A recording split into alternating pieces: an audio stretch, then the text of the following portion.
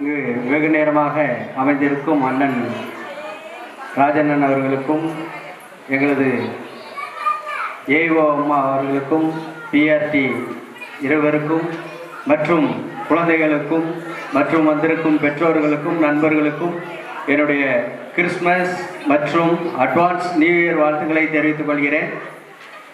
வருடத்திற்கு வருடம் நமது பள்ளியிலே குழந்தைகள் அதிகமாகிக் கொண்டிருப்பதை விட மிகவும் உற்சாகமாக நமது ஆசிரிய பெருமக்கள் 3 பேரும் சேர்ந்து அருமையாக பிள்ளைகளுக்கு நல்ல ஒரு பிறந்த நாள் விழாவாக இருக்கட்டும், எந்த ஒரு விழாவாக இருந்தாலும் அந்த பிள்ளைகளுக்கு உற்சாகமான ஒரு சில பரிசுகளை வழங்கி கௌரவிக்கிறார்கள். அது மிகவும் பெருமைக்குரியது. அருமை தம்பி குட்டீஸ் அவர்கள் இப்பொழுது சொன்னார்கள், நமது பள்ளி அருமையாக ஒரு மண் சுவராக இருந்தது, அது ஓடு கட்டிடமாக இருந்தது, அதன் பிறகு செங்கல் கட்டுமானமாக மாறிவிட்டது என அருமையாக சொன்னார்கள். நான் ஒரு வேண்டுகோள் வைக்கிறேன் ஆசிரியர் பெருமக்களுக்கு.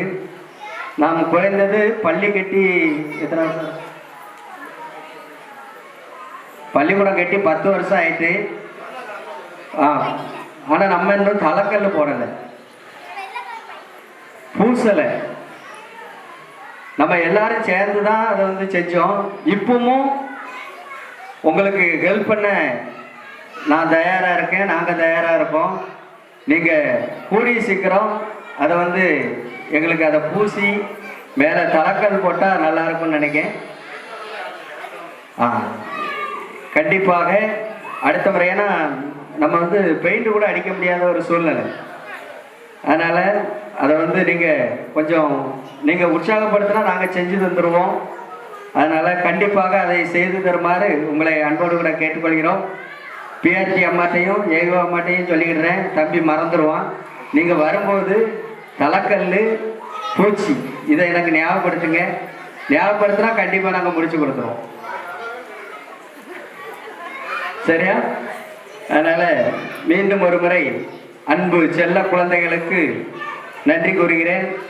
அதாவது நம்ம தமிழ் மீடியத்தில் நம்ம பிள்ளைகள் படிக்கிறது எனக்கு ரொம்ப பெருமையாக இருக்குது. ஏன்னா தமிழ் நல்லா பேசுறதில்ல, நம்ம தமிழ்நாட்டில் இருக்கோம். ஏன் சின்ன பையன்லாம் இங்கிலீஷ் மீடியத்தில் சேர்ந்தான், அவனை தமிழ் வாசிக்க சொல்லுங்கள். BCom 3rd year படிக்கான்.